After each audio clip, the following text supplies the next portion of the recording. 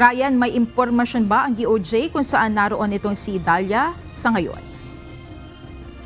Magandang gabi, Monica. Sa ngayon, yung saktong lokasyon ni Dalia ay hindi pa yan tukoy ng mga otoridad. Pero ang mga lumulutang na impormasyon, nasa bansang Indonesia o kaya naman Malaysia, nagtatago itong si Dalia.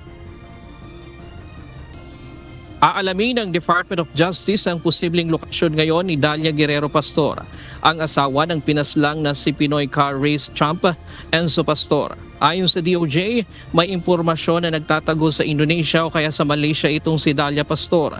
Sa ngayon, vina-validate pa ng DOJ ang kanilang nakuhang impormasyon bago makipag-ugnayan sa kanilang counterparts sa ibang bansa. Si Dalia ay kabilang sa mga itinuturong co-conspirator o nakipagsabwatan sa pagpatay sa kanyang asawa na si Enzo noong June 2014. Kasunod ito ng desisyon ng Supreme Court na baligtarin ang naunang pasya ng Court of Appeals na ibasura ang kasong parricide laban kay Dalia. Nakakita ang Korte Suprema ng sapat na ebidensya sa posibleng naging papel ni Dalia sa krimen, kaya ipinag-utos nito na ibalik ang warrant of arrest at whole departure order laban kay Dalia.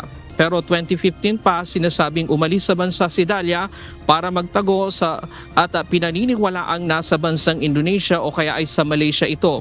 Matatandaang nasa Wis si Enzo Pastor noong 2014 matapos pagbabarilin habang nakatigil ang kanyang sasakyan sa intersection ng Visayas Avenue at Congressional Avenue sa Quezon City. Kinasuhan noon ang dating pulis na si PO2 Edgar Angel at Domingo de Guzman III na sinasabing karelasyon ni Dalia at isa sa utak sa pagpatay kay Enzo. Taong 2015 nang lumapit sa Court of Appeals si Dalia para ipa-dismiss ang kaso laban sa kanya at kinatigan naman ng korte ang kanyang petisyon. Pagtitiyak ng DOJ, gagawin nila ang lahat para mahanap at ma-extradite si Dalia Pastor upang harapin ang mga alegasyon laban sa kanya.